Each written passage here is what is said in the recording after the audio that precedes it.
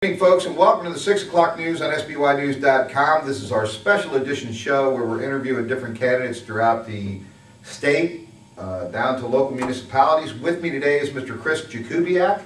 Welcome, Chris. Hi, Joe. Thank you. I said that right, didn't I? You did. I've known you for enough years to know better. Yeah. Chris, why are you running for office? State Senate, right? Yeah, state Okay. senate. Who we elect really matters. As I've worked throughout our state, from Crisfield out to Garrett County, small towns, cities and counties, I've had the opportunity to advise local elected officials, county officials, even testify at the state level on questions and of importance to the community. Who we elect matters. And I want to be on the other side of the table, making the decisions to help and benefit our communities. Okay. So why should the voters pick you over your opponents?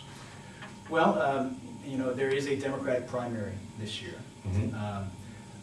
But my ability to reach across party lines and my demonstrated ability to win support among a lot of individuals throughout our entire district, I think means that I'm the best and most viable candidate for this position. Now, going into the general, after 16 years in office, we are no closer here on Eastern Shore to achieving solutions to some of our serious problems. After 16 years, we've not moved any further in our efforts to promote economic development here on the shore. We still lead the state in unemployment, poverty, low household income, and private investment. These are parameters that we need to increase substantially. After 16 years, despite the best efforts of our parents and teachers, our educational opportunities lag behind the rest of the state. And after 16 years, our bay and the rivers are no more swimmable than they were 16 years ago. So results matter. And it's time that we seriously criticize and focus on our incumbents. Well, this is important, and I'm just going to throw this in here. I'm sure you'll appreciate it, but this is off the cuff. I mean, I'm asking you questions. You're not reading off notes, and I want people to notice that and understand that you really have studied this and you really have it pegged. But let me go on to the next question here. Under the current administration, Maryland taxpayers received the largest tax increase in history. How do you believe the governor and the legislature should attack Maryland's current fiscal situation, and be as specific as you can? Yeah, I can be very specific. The issue is that we have a $2 billion structural deficit. It means the state is committed to spending $2 billion more dollars than it has the revenues to support it. Right. So how do we deal with that? First, we focus on pay-go. Pay-go is an approach in budgeting where we only support proposals that are fiscally neutral, cost neutral, or are financed through savings from other programs in the general fund. We put a cap on entitlement spending. We place a restriction on the use of funds in our designated funding sources. So no more borrowing or transferring or raiding the Transportation Trust Fund, Program Open Space, or the Bay Restoration Funds. Keep these keep them protected for their intended use. We need to really and seriously reform state employee pension costs and state health care costs to bring these costs down in line with our available resources. And there are a few other measures that I have published recently in the local papers, but to keep on the schedule. Okay, all right.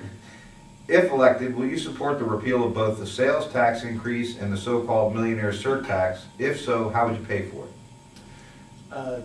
The sales tax increase is going to be difficult to replace in the midst of the state's budget situation. What I'm more interested in seeing is that 20% sales increase returned back to its jurisdictions here on the Eastern Shore to be used to promote our economic development, to be used to advance the priorities that we care about on the Eastern Shore, rather than those decisions being made in Annapolis. The so-called millionaire's tax, I believe that's set to sunset in December of this year. So that's going to be off the table, and I'm not inclined to reenact that. Okay, good.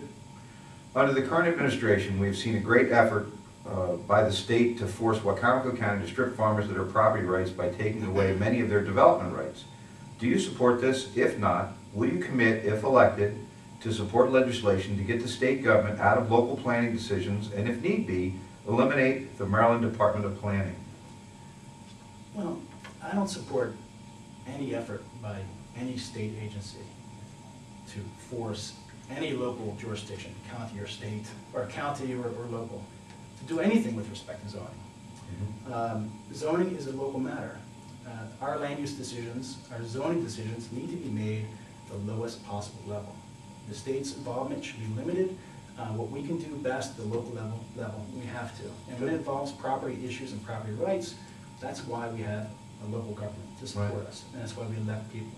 I have no doubt Wacomico County will resolve the issue at the local level. Other jurisdictions throughout the state, indeed throughout the country, have addressed this issue quite fine. As you know, I'm a professional urban planner, and I've worked with jurisdictions, many places, to resolve these issues. I drafted a voluntary farm preservation plan, working farms preservation plan, in Queen Anne's County, and the purchase of development rights program, which is voluntary, that allows farmers to continue farming, stay on the farm, and allows the county to maintain its standard in terms of fiscal discipline and not incur additional costs with respect to schools and other social service costs. Okay. In your opinion, what are the greatest challenges facing the lower shore, and how do you believe you can help solve those problems if elected? The greatest challenges relate to economic development. On day one, I will introduce legislation that promotes the prosperity of the Eastern Shore. It focuses on improving those statistics that have not been improved for 16 years. I will specifically tie our investments in research organizations like Horn Point and others to the requirement that they spin off private sector jobs. I will increase the Eastern Shore's share of federal workforce dollars. So the 350 or so residents that are waiting in line to get trained for the jobs that are here on the shore can get that training and get to work here on the shore. And I will focus on the educational priorities that will align our educational priorities with our economic needs in a very clear way. But on day one, I will introduce legislation working with the delegation throughout the entire Eastern Shore to advance our economic development goals. Great goals. Chris Jakubiak, you've done your homework. We appreciate you stepping up to the plate and not only showing up here for this interview, but running for office. And we wish you the best of luck. Thank you. Thank you. Folks, we appreciate your support. Thanks for coming here again tonight. We'll see you tomorrow night. Thank you.